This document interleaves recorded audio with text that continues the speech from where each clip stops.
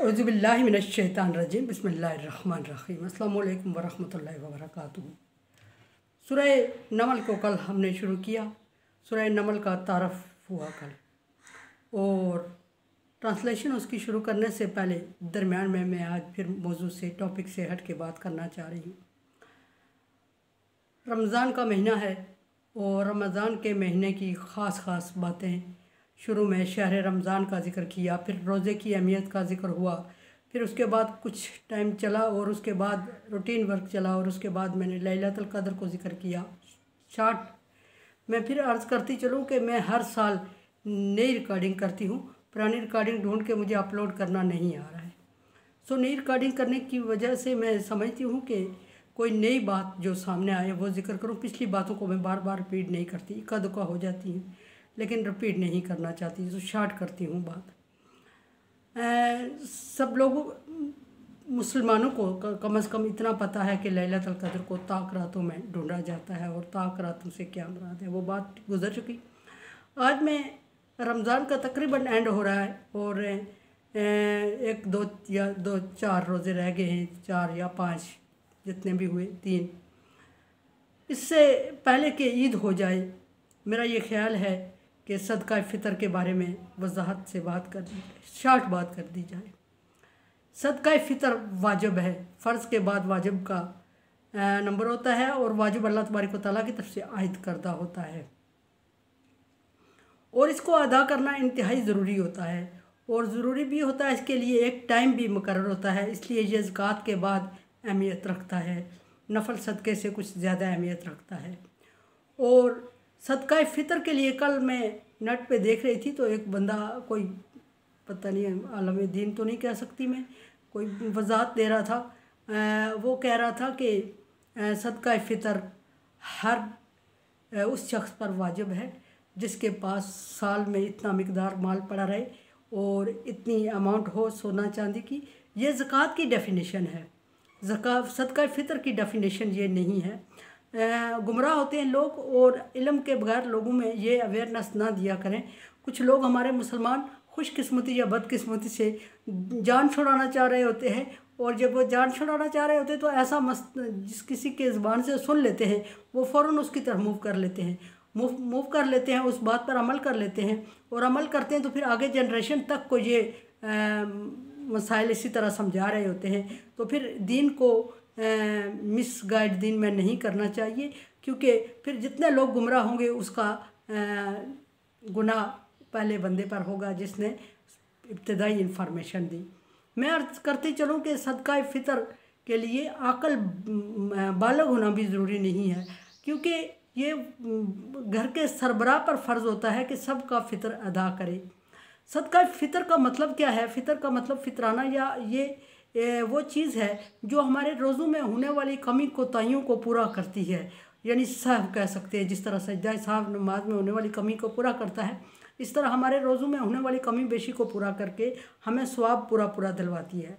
और दूसरा बात ये होती है, बिल्कुल इसी तरह जिस तरह रोज़े की अहमियत है, इसी तरह इसकी है कि इर्द गिर्द के लोगों का एहसास होता है इससे। जब लोग ईद की शॉपिंग करते हैं तो फिर ईद की शॉपिंग में इर्द गिर्द के लोगों का ख्याल आता है उन्हें। एक मशर्ती इसका तकाजा है कि लोगों को ईद से पहले ये अदा कर दिया जाए, ताकि वो लोग जो ईद नहीं मना सकते वो ईद की खुशियों में शामिल हो जाएं। यतीम, गरीब बच्चे, बेवाएँ, मुस्किन, और मुस्किन मैं सारी फिर अर्ज़ करूँगी, फ़कीर वो नहीं जो मांगने का आदी हो जाए, वो गरीब नहीं रहता। उनके बड़े बड़े बैंक अकाउंट हैं, अकाउंट होल्डर हैं, वो मांगने वाले।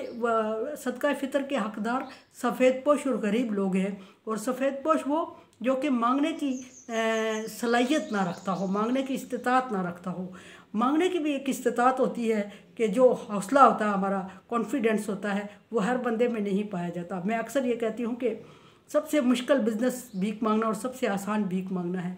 पहली दफ़ा का भीख, दूसरी दफ़ा का, तीसरी दफ़ा का इंतहाई मुश्किल होता है जब इससे नफ्स मजरू हो रही होती है, लेकिन जब इंसान आदी हो जाता है तो वो बहुत आसान हो जाता है। सो मैं आज अर्ज़ करूँगी कि सदका फ़ितर ज़रूर अदा करें, और ईद की नमाज से पहले अदा करें।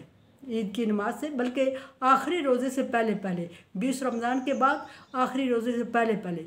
रमज़ान शुरू होने से पहले भी, तो रमज़ान शुरू होने से पहले वाजिब नहीं होता, 20 रमज़ान के बाद किसी वक्त भी अदा कर दें, और आखिरी रोज़े से पहले, चाँद देखने से पहले पहले, ताकि जिन लोगों में कमी है, जो लोग ईद की खुशियाँ मनाने में किसी थोड़ी सी चीज़ के लिए तरस रहे हैं, उनकी वो थोड़ी चीज़ पूरी हो जाए और वो ईद के खुशियों में बराबर शरीक हो सके। सदका फ़ितर की मिकदार क्या है? मिकदार का तयन मुफ्ती हजरात करते हैं और ये मुख्तलिफ होती है। बाज़ लोग, आम जो तबका है गरीब, और 2 किलो आटे के, गंदम के आटे के हिसाब से भी सदका फ़ितर होता है, 2 किलो जौ के हिसाब से भी होता है, 2 किलो खजूर के हिसाब से भी देता है, और 2 किलो किशमिश के हिसाब से भी देते हैं। अब हर इस्तिताअत रखने वाले पे डिपेंड करता है कि वो किस कदर किस चीज़ का 2 किलो देगा। और मैं अर्ज़ करती चलूँ कि जो अमीर लोग हैं वो मत भूलें गरीबों का हक़, वो कोशिश करें कि ज़्यादा जिसकी अमाउंट बनती हो उस चीज़ में से फ़ितर अदा करें, जैसे खजूर की या किशमिश की या जौ की या गंदम की, जैसे भी आप समझते हैं, इन चीज़ों के 2 किलो के बराबर एक बंदे पे। दूसरा मैं ये अर्ज़ करती चलूँ कि इसमें आकिल बालिग होना ज़रूरी नहीं है, आकिल होना ज़रूरी नहीं है, क्योंकि ये घर का सरबराह अदा करता है। और जो बच्चा रात को पैदा हुआ है उसके लिए, जो सुबह ईद के दिन पैदा हुआ, उसका सदका फ़ितर नहीं होता। जो ईद का चाँद देखने से 1 घंटा, 1 मिनट, 10 मिनट पहले भी दुनिया में आया है, उसका सदका फ़ितर उसके वालिदैन पर वाजिब होता है। सो अपने बच्चों का अपना सदका फ़ितर अदा करें और मुस्तहिक तक पहुँचाएँ और ढूंढ के पहुँचाएँ। ये भी मुमकिन, आप समझते हैं कि 50 बंदे एक बंदे को सदका फ़ितर दे देते हैं ताल्लुकात की वजह से, और उसकी ईद बहुत अच्छी गुजर जाती है, कहीं अमीरों से भी अच्छी।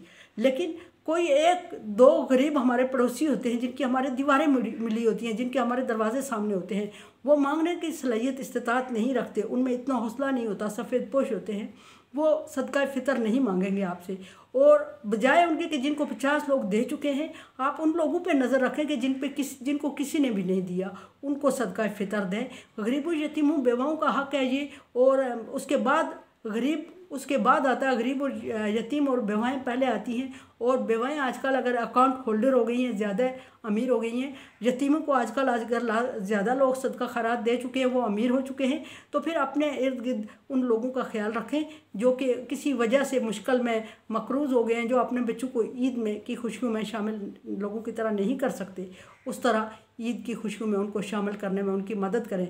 जो मांग नहीं सकते, जिनको मांगने का गुर नहीं आता, जिनको मांगने के गट्स नहीं होते, जिनको ज़ुबान पे ताले लगे होते हैं, जिनकी ज़ुबानें खुल नहीं गई होती, जिन लोगों की ज़ुबानें खुल गई होती हैं, डोर टू डोर कंपेन करते हैं, वो मुस्तहिक रहते भी नहीं हैं। क्योंकि जब इंसान की ज़ुबान का लॉक खुल जाता है तो वो फिर किसी चीज़ में हेजिटेट नहीं करता। और जब हेजिटेशन ख़त्म हो जाती है, इंसान की हया ख़त्म हो जाती है, तो हदीस है कि इज़ा लम तस्तही फसना माशीता, जब हया ना रहे तो जो मर्ज़ी करो। फिर उस पर किसी किस्म की बंदिश या पाबंदी नहीं होती, वो हर एक से मांगता है, डोर टू डोर कंपेन करता है, गाड़ियों में, चौराहों पर, चौकों पे कंपेन करके इतना ज़्यादा कमा लेता है कि जितना एक ऑफिसर बंदा नहीं कमा सकता, इतना उसका महीना लग जाता है। सो कुछ लोग ऐसे भी होते हैं जो दिहाड़ी लगाते हैं और उनकी दिहाड़ से बड़ी मुश्किल से उनका खाना चूल्हा जल रहा होता है। 6 बच्चे हैं, 5 बच्चे हैं, 4 बच्चे हैं, और उनके लिए बच्चों के कपड़े बनाना, बच्चों के लिए छोटी बच्चियां हैं, अगर उनकी छोटी छोटी ज़रूरियात मेहंदी चूड़ियाँ ही आ जाएं तो बच्चियाँ खुश हो जाएंगी, बच्चे खुश हो जाएंगे, किसी के जूते आ जाएंगे तो वो बच्चे ईद की खुशियों में बाकियों के साथ शामिल हो जाएंगे। सो फितराना अदा करें और हर उस बच्चे का जो चाँद देखने से, ईद का चाँद नज़र आने से 15 मिनट, 10 मिनट, 4 मिनट, 3 मिनट पहले पैदा हुआ, उसका भी फितराना। 1 मिनट पहले चाँद नज़र आ रहा था, बच्चे की विलादत हो रही थी, उसका भी फितराना है। तो फितराना कितना दें? अपनी इस्तिताअत के मुताबिक फितराना उन लोगों को दें जो हकदार हैं, और हकदार आपको नहीं ढूंढ रहे होते, हकदार को आपको ढूंढना पड़ता है। याद रखें कि ज़कात और सदक़ात और फितराना खुसूसन सिर्फ सर से बोझ उतार देने का नाम नहीं है, मुस्तहिक तक पहुंचाने का नाम है। और जब तक वो मुस्तहिक तक नहीं पहुंचेगा, वो हमने अमाउंट दे दी, फिर वो हमारा फ़ायदा मतलब उस तरह नहीं होगा जिस तरह अल्लाह का हुक्म है। ये चीज़ें अल्लाह तबारक व तआला के हुक्म के ताबे होती है, हमारी मर्ज़ी और मंशा के ताबे, हमारे ताल्लुकात के ताबे नहीं होती। ताल्लुकात वालों को ज़रूर दें, लेकिन देखें कि उससे ज़्यादा मुस्तहिक अगर कोई अजनबी आपके पास है, रिश्तेदारों को ज़रूर दें, लेकिन देखें कि अगर अजनबी कोई भूखा सो रहा है, किसी बच्चे के पास कपड़े नहीं हैं ईद के, किसी बच्चे का एक खिलौना भी नहीं है, किसी के पास 2 हैं, तो फिर उसको दें जिसके पास कुछ भी नहीं है, उसको दें जो नहीं मांग सकता, उसको दें जिसको मांगने में मुश्किल पेश आ रही है, उसके लिए सदका फ़ितर अदा करें।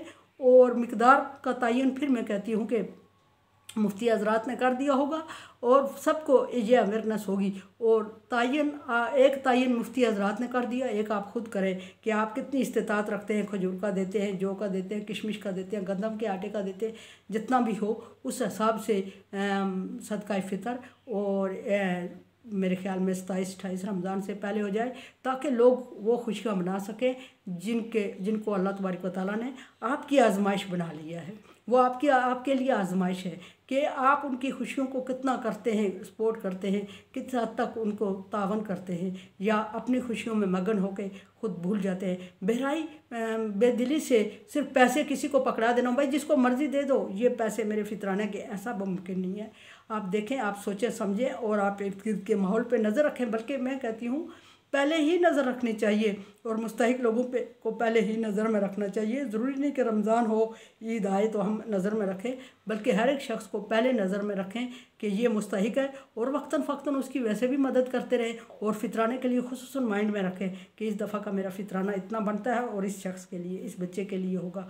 मुस्तहिक लोग आपके इर्द गिर्द मौजूद हैं, लेकिन वो रोडों पे, वो चौराहों पे, वो आपके दरवाजे पे कंपेनिंग नहीं कर रहे होंगे, उनको आपको ढूंढना पड़ेगा, वो आपको नहीं ढूंढ रहे होंगे, वो सिर्फ आपका इंतज़ार कर रहे होंगे।